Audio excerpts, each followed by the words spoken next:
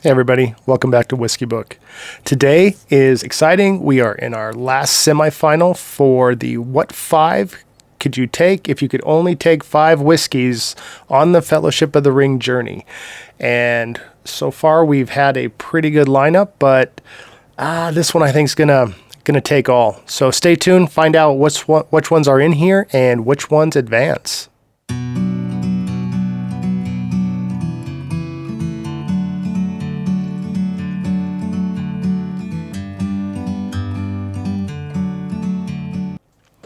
Hey y'all. Okay, we're back. Welcome back to Whiskey Book, and we are in the midst of our What 5 Would You Take tournament for the Fellowship of the Ring. Our bag. I'm a long time ago ranch kid, and I spent some time in the saddle. And there's parts in this book that I appreciate so much that you don't get in the movies. And you know how movies are; they have to cut out so much because you can only fit a certain amount in for the audience to view. What's cut out, though, are the little journeys. This is a book about a big journey, kind of like our tournament here. This is a long journey. It's taken a while to get here.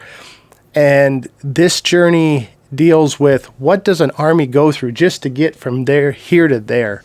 And let me read you a passage in this book, and then we'll get to the whiskeys and where we're at in the tournament and where we're going from here. So, ere noon, the army came to Osgiliath. There all the workers and craftsmen that could be spared were busy. Some were strengthening the ferries and boat bridges that the enemy had made and in part destroyed when they fled. Some gathered stores and booty, and others on the eastern side across the river were throwing up hasty works of defense. The vanguard passed on through the ruins of old Gondor and over the wide river and on up the long straight road that in the high days had made to run from the fair tower of the sun to the tall tower of the moon, which now was Minas Morgul in its accursed vale. 5 miles beyond Osgiliath they halted, ending their first day's march. But the horsemen pressed on, and ere evening they came to the crossroads and the great ring of trees, and all was silent. No sign of any enemy had been seen, no cry or call had been heard, no shaft had sped from the rock or thicket by the way. Yet ever as they went forward they felt the watchfulness of the land increase. Tree and stone, blade and leaf were listening. The darkness had been dispelled, and far away westward sunset was on the vale of Anduin, and the white peaks of the mountain blushed in the blue air, but a shadow and a gloom brooded upon the Epelduith. Why this is important to me is it gives a hint into you ride horse, you have to take care of your horse, you have to have food for your horse, you have to have food for yourself, the tack, you have to keep it up. You don't just go from we're here and then we're there. It's a long journey and it's a perilous one, and that it's a journey within a journey. And I'm just so happy that the books, we can watch the story and it's implied that they took this journey, but the book gives credence to the daily drudgery of being in this land to go. So you understand when they make it to the Black Gate and they're ready for the last battle that they're not fresh, that they've been journeying, that they're tired, they didn't get their vacation from the vacation. And it's just a neat part of these books, especially this is where the mastery of Tolkien is in the details, which is a great transition into these whiskeys, because these whiskeys, I think we're going to find in the details, are more likely the ones that we are taking with us. Let's find out where we are. I've got the bracket right here. Our first semifinal, Woodford Reserve Double Oaked, beat out Old Forester 1910, Michter's US 1, Blanton's, and a Jack Daniel's Single Barrel Select. Second one, the second set, Angel's Envy, the biggest surprise so far. I never even used to like Angel's Envy, but it rocked in this blind. Beat out Russell's 10, which is the shocker to me, in 1792 small batch, Weller's Special Reserve, and regular Buffalo Trace. Granted, that's probably not the heaviest of hitters, but some good stuff there. And Angel's Envy crushed it, which it was the most expensive in that set, which isn't, we know for a fact that doesn't mean everything, but did there. Okay, the third setup was we had Makers 46 beating Yellowstone 93 and Wathans. No surprise there. I don't like either one of those. I didn't like them in the blind. I don't like them by themselves. Not a fan. I'm sorry. I'm in Montana. I've been through Yellowstone Park many times. Yellowstone 93 has no similarities to anything here. It is not good to me. It also beat Horse Soldier Signature, which is Horse Soldier's lower ranking brand. That's going to come into play here in a second. And Benchmark Single Barrel, which Benchmark Single Barrel put up a good fight for being in like a $20 whiskey. Crazy good stuff. That Benchmark series, other than the bottled and bond, I don't like the bottled and bond one. I thought that'd be the best. It is not. Top shelf, I think it's top floor or top shelf. Top floor, I think. Benchmark, really, really good. But the Benchmark Single Barrel was freaking outstanding. Okay, fourth one. Now this is where it got really good. Joseph Magnus. Now this is the regular one. This isn't the Murray Hill Club or the cigar blend. Let me back up a second. Remember what we're doing here. We are picking 5 that can go on the journey, and we already have 3. We have Wild Turkey Rare Breed, Eagle Rare, and there's an Irish in there, Redbreast 12. Those 3 are going with us on the journey. Those are the 3 for the price and that you can find, and that's kind of part of this rule is you got to be able to find it a little bit. But those 3 are set. So this tournament is to find the second 2 that can go. So we need 2 out of this whole tournament. It's not we need to get 2. And so far, Joseph Magnus in that bracket is moving on to try to be one of the 2, beat Cooper's Craft 100, Smoke Wagon Small Batch, Wild Turkey 101, and Four Roses Single Barrel. Now, to date, that was one of the best. That just for the price and what you get out of that was a really good blind. Joseph Magnus won, which doesn't surprise me. I really like Joseph Magnus. Some people don't like the regular one. I really do. Last one, the 5th semifinal, and there will be 6 total. Today is the last semifinal. The 5th semifinal, Calumet 15 beat Sam Houston 15. Joseph Magnus Murray Hill Club, Four Roses Small Batch Select, and Old Elk Double Wheat. Now that was a bunch of good ones there. Sam Houston 15, Calumet 15, no surprise. Those were the top 2, slugged it out for the top spot. First time I'd ever had Old Elk Double Wheat, and I did not like it. I am not huge into wheaters, which kind of surprised me. Makers 46 moved into the semifinals, but maybe I was off that day. So today, what do we have? Last semifinal. Bum, bum, bum, bum. This is a good one. These are the higher proofs. As you could tell, we're kind of bouncing up. We started in the mid 80s, low 90s proofs, and we moved up.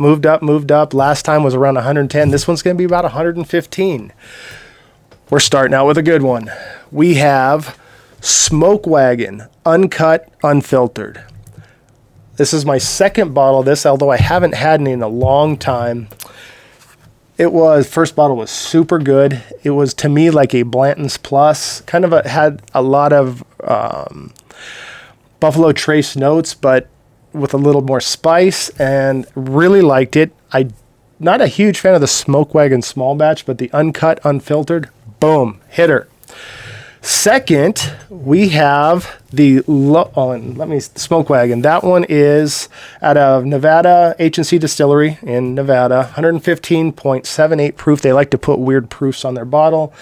$95 if you include shipping. That's the only way I can get it. I've got to have it shipped here and got to tack on. I think it's $15 shipping. Otherwise, it would be $80.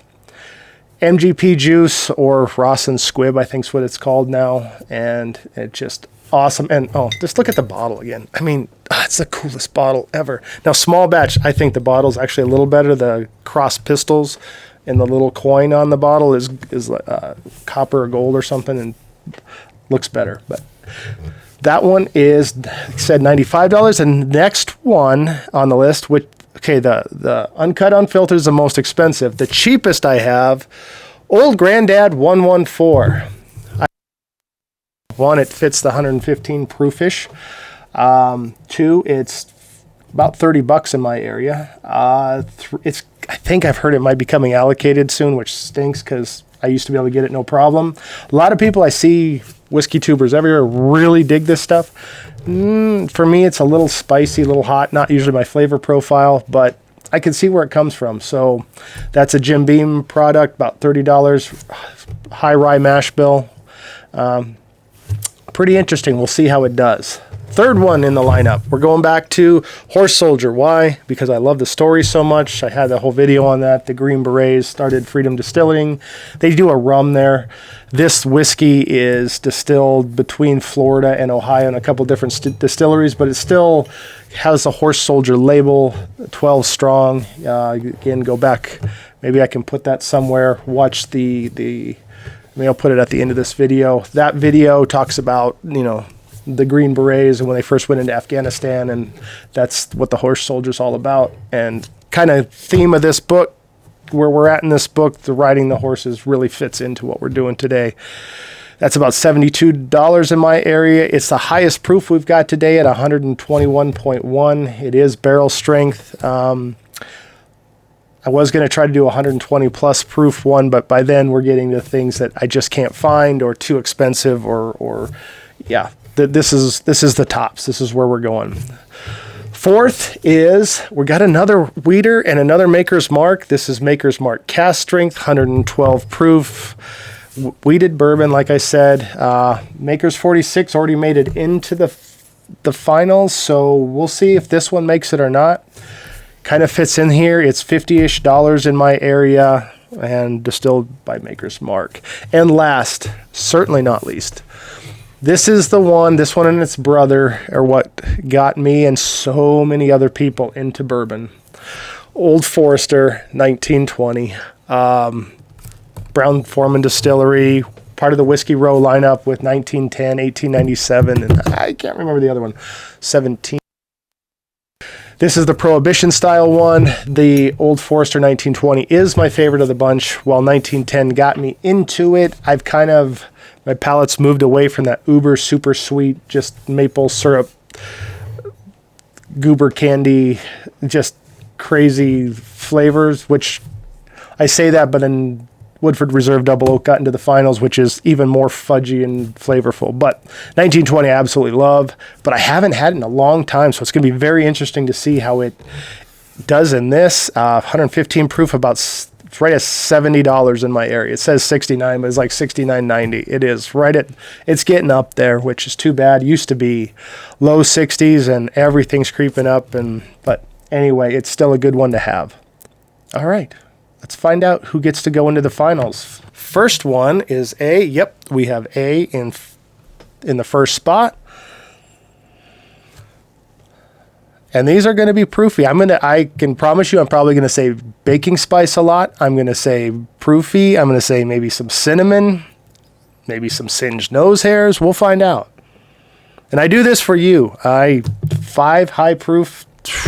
I'm probably going to be feeling good. We'll see how editing goes.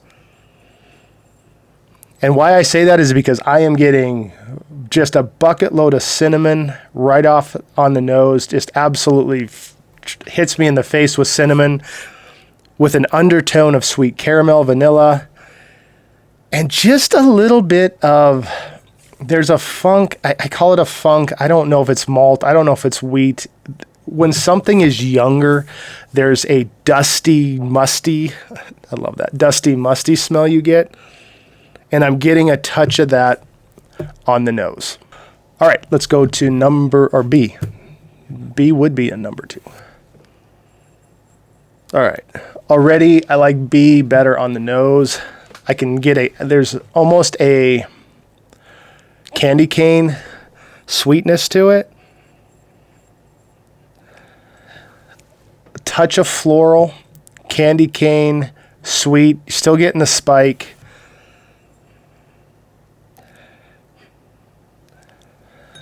There's definitely like a minty, just very, very sweet spice to it. Like brown sugar mixed with cinnamon, but more cinnamon than brown sugar. Very interesting, very neat. Kind of like pine needles, almost like if pine needles were sweet. Put candy cane on a pine tree. All right, let's go to C. Okay, Right off the bat, C is a deeper sweet than either A or B. Not as much spice hitting me in the face, not as much cinnamon, not as much baking spice. I haven't got black pepper yet. Usually on some of the spicier ones, I get black pepper a lot. Morning biscuits with a little butter and honey on it. That's what I'm getting. Breakfast biscuits with spicy honey. If that existed, that's what that is. All right, let's do D. Dun, dun, dun, dun. Wow. Okay, didn't expect that on any of these with being the high proof. A through C, immediate, like you whatever it was, it hits you in the nose. This one I have to find it. I gotta search for this a little bit. Okay, switched it around. Whew, now it's coming up. Oh, that one had to wake up. Like, wake up, why are you sleeping? Very cinnamon, very mint cinnamon forward. Now, that was really strange. When I first went to it, I couldn't get anything. Now it's woke up. It really hits you hard. There's a little fruit under that, dried fruit mixed with baking spice. E is noticeably darker, which tells me I may know what this is. I'd hate to guess. I don't want to know. But it is definitely darker than the others. Oh, yeah. That is banana, maple, tobacco-ish. Oh, that's wonderful. Banana, maple, tobacco. That's what E is on the nose. All right, going in for the drink. Got my crackers ready, got my water ready. We're gonna go in for this. So let's go to A.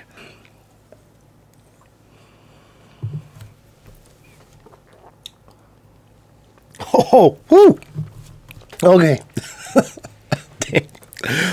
Yep, that's got some spice to it. Oh, that's got some Boston baked bean in it. Before I forget, I don't even know what happened on my tongue.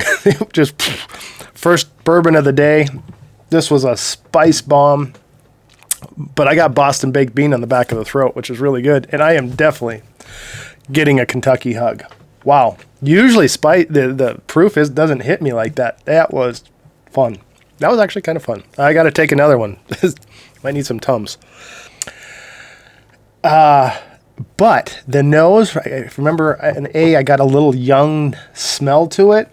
I get a little young on the back of the throat. After I get the Boston baked bean, which is kind of cool. And I get the finish is vanilla on the back of the tongue. That's all it is. It's vanilla, it's caramel vanilla, that typical bourbon just sort of sitting there. Nothing that really stands out. It's good. Kentucky hug, like it. Very spicy. The finish is sitting it's sticking around. It's not dropping off, but it's sort of fading into the background like a movie, going to black screen. Vanilla honey, light caramel. It just sort of sitting there. The finish is lasting, which I like, but it's not as strong or as diverse as I'd like it to be. Let's go to B. Just hope my palate's not completely just blown away now. B, still getting the cinnamon, candy cane, honey. Definitely honey. All right.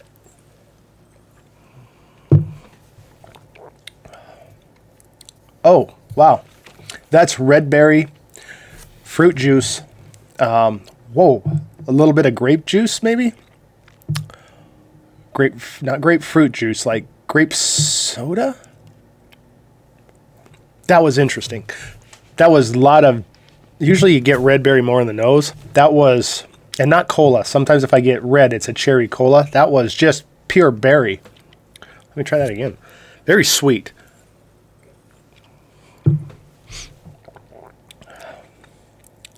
Oh yeah, very berry. There's spice on the outside, doesn't hit like one at all. Spice on the outside, berry right down the middle, like strawberries. Like drinking strawberries with a little bit of honey. not cream. A lot of times I get the strawberry, like the old suckers, the strawberry and the cream sickle kind of thing mixed together. You get a picture of that or something. So, but yeah, those, not that. It's strawberry with, like, if you put honey on it. Who does that? But that's what I'm getting. I'm sorry. Okay, we'll go to C. We're going to the palate now.